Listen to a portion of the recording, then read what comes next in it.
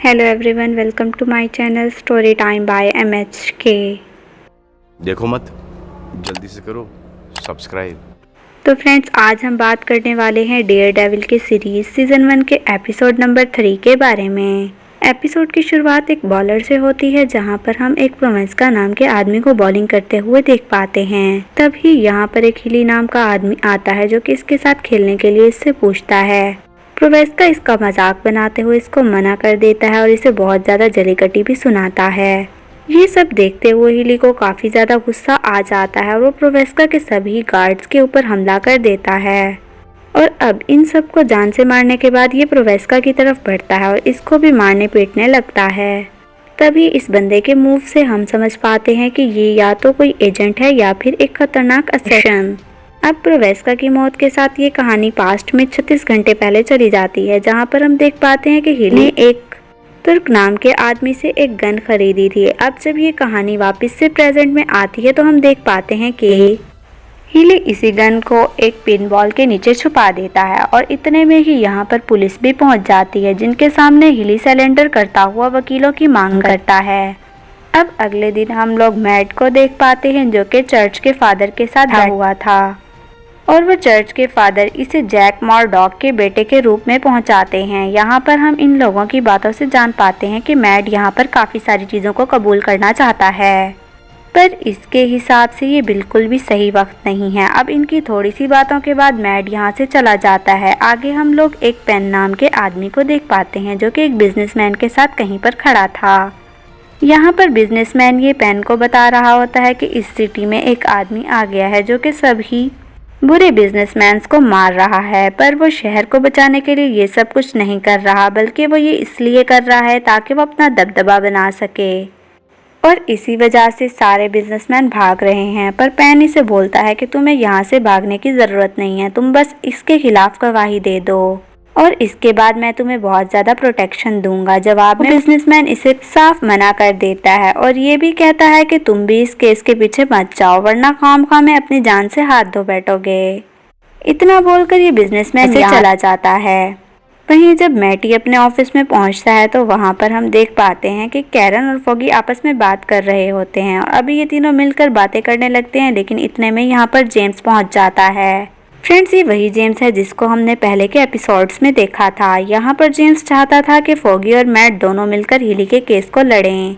इसके लिए ये इन्हें बहुत बड़ा अमाउंट भी ऑफर करता है, पर इतनी बड़े अमाउंट को देखकर मैट समझ जाता है कि या तो दाल में कुछ काला है या फिर दाल पूरी काली है, तो इसी वजह से ये केस को लेने से मना कर रहा होता है। तब फॉगी से बोलता है कि अगर तुम्हारी आंखें होती तो तुम देख पाते कि इसमें जो अमाउंट लिखा हुआ है वो कितना ज़्यादा बड़ा है। तब जेम्स इन्हें बोलता है, तुम्हें जितना टाइम चाहिए तुम सोच लो और मुझे शाम के टाइम बता देना कि आखिरकार तुम इस केस को ले रहे हो या नहीं। इतना बोलकर जेम्स यहाँ से चला जाता है। तब फॉगी मैट को कन्विंस करने लगता है कि वो इस केस को ले लेते हैं। अब मैट इसे बोलता है कि ठीक है, तुम एक बार हिली से जाकर बात करो और मैं अभी थोड़ी देर में वहाँ पर आ रहा हूँ। इसके बाद हम लोग डिसाइड करेंगे कि हमें इस केस को लेना है कि नहीं। इतना बोलकर मैट यहाँ से जेम्स के पीछे चला जाता है, क्योंकि वो जानना चाहता था कि आखिरकार जेम्स यहाँ पर क्यों आया था। अब ये काफी देर तक जेम्स का पीछा करता है, पर जब एक बार जेम्स अपनी गाड़ी में जाकर बैठ जाता है तो मैट भी इसका पीछा करना छोड़ देता है और हम लोग वहीं फॉगी को देख पाते हैं कि हिली के पास आकर इससे बातें कर रहा था। तब फॉगी इससे पूछता है कि आखिरकार तुमने इन लोगों को क्यों मारा। जवाब में वो इससे बताता है कि मैंने ऐसा इसलिए किया क्योंकि मुझे सेल्फ डिफेंस का ख्याल था। ये क्योंकि इसके पास तरीके से फॉगी से समझ गया था कि ये झूठ बोल रहा है, तो इसी वजह से ये भी इस केस को लेने से इनकार कर देता है। यहाँ पर मैट पहुँच गया था, जो कि इस केस को लेना चाहता था, और अब क्योंकि मैट इस केस को लेना चाहता था तो फॉगी भी मना नहीं कर सकता था। और अब ये दोनों मिलकर हिली से बातें करने लगते हैं। वहीं हम लोग पेन को देखते हैं, जिसके कैबिन में इसका एडिटर आकर इससे पूछता है कि आखिरकार तुम किस चीज़ पर काम कर रहे हो। तब पेन इसे इस बंदे के बारे में बताता है, जो कि इस सिटी पर अपना दबदबा बनाना चाहता है, लेकिन इस चीज़ के बारे में सुनकर एडिटर इसे बोलता है कि तुम इस चीज़ पर काम नहीं करना, क्योंकि मैं नहीं चाहता कि कल को वो बंदा आकर यहाँ पर कोई गड़बड़ी। तब पेन इसे काफ़ी ज़्यादा समझाने की कोशिश करता है, पर एडिटर इसकी बात को मानता हुआ वहाँ से चला जाता है। दूसरी तरफ हम फॉगी और मैट को देख पाते हैं, जो कि अभी भी इस बंदे से बात करने जा रहे थे। अब मैड हीली से जानना चाहता था कि आखिरकार वो ऐसा क्या काम करता है जो कि जेम्स की कंपनी से छुड़ाने के लिए लाखों डॉलर्स देने को तैयार है। पर हीली इस बारे में कुछ भी बात नहीं करना चाहता, इसी वजह से मैड इसके ऊपर दबाव बनाने लगा है। ये सब देखते हुए फोगी इसे साइड में ले जाता है और कहता है कि हम किसी पर भी दबाव नहीं बना सकते, तो इसी वजह से हमें बस इतना काम करना चाहिए जो कि हमें दिया गया है।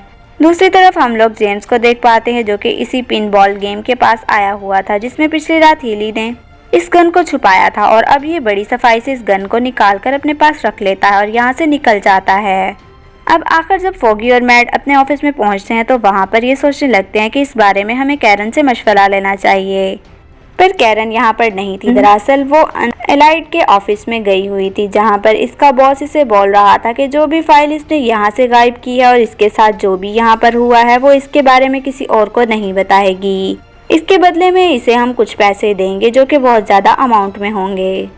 पहले तो कैरन इस बात को मानने से मना कर देती है, पर बाद में ये कुछ सोचने लगती है। अब ये सीन कट होकर पेन पर आता है जहाँ पर ये एक नर्स से बहसबाजी कर रहा था।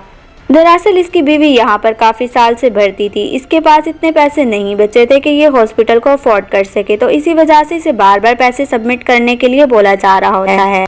तभी ये नर्स से कुछ दिनों की मोहलत और मांगता है, पर नर्स इसे इस चीज़ के लिए नहीं मान रही होती। पर बाद में वो इसकी हालत देखकर बोलती है चलो ठीक है, मैं ज़्यादा से ज़्यादा 5 दिन का वक्त दे सकती हूँ, पर अगर 5 दिन के अंदर तुमने बिल नहीं भरा तो इसके जिम्मेवार तुम खुद होगे। तब पेन इसका शुक्रिया अदा करते हुए अपनी बीवी के रूम में चला जाता है जहाँ पर हम देख पाते हैं कि इसकी बीवी काफ़ी बीमार है और सो रही है। अगले दिन हम देख पाते हैं कि हीली के केस की पेशी है। यहाँ पर काफ़ी सारे लोग को बिठाया गया है जो कि सिचुएशन जानने के बाद अपना अपना मशवरा देंगे कि हीली ने सही काम किया है कि नहीं, और इसी बुनियाद पर इसे सज़ा मिलेगी। तभी यहाँ पर एक औरत आती है जो कि अपना मशवरा देने वाली थी। अब ये आखिरी ओपिनियन था, इस वजह से वो काफ़ी ज़्यादा इम्पोर्टेंट पर्सन थी। पर इस औरत की दिल की धड़कन काफ़ी तेज़ थी, पर इसी वजह से मैड समझ जाता है कि इस औरत को डरा कर यहाँ पर बैठाया गया है। और जब ये औरत रात में अपने घर जा रही होती है तभी इसके पास एक आदमी आता है जो कि इसे धमकाते हुए बोलने लगता है कि तुम्हें हीली के हक में ये वोट देना होगा। ये सुनते हुए वो औरत रोने लगती है और कहती है कि हाँ मैं जानती हूँ कि मुझे इसके बचाव में ये वोट देना होगा, और प्लीज़ तुम मेरे बच्चों को कुछ नहीं कहना। इस औरत को धमकाने के बाद जब वो बंदा यहाँ से जाता है तभी हमारा हीरो यहाँ पर टोपा पहनकर आ जाता है जो कि इस बंदे को मारता पीटता हुआ इससे पूछता है कि आखिरकार तुम्हें किसने भेजा है। जवाब में वो बंदा बोलता है कि मैं नहीं जानता, मेरे अकाउंट में बहुत सारे पैसे आए थे और बोला गया था कि ये काम करना है। और अगले दिन हम लोग देख पाते हैं कि मैड कोर्ट में अपील करता है इस शख्स को बदल दिया जाए जो कि आखिर बार समझने वाला है। इस बात को जानने के बाद हमारा अंधा कानून इस बंदे के हाथ पैर तोड़ देता है और वहाँ से चला जाता है। और फ्रेंड्स हमारा एपिसोड यहीं पर एंड हो जाता है। Thanks for watching. अल्लाह हाफिज़।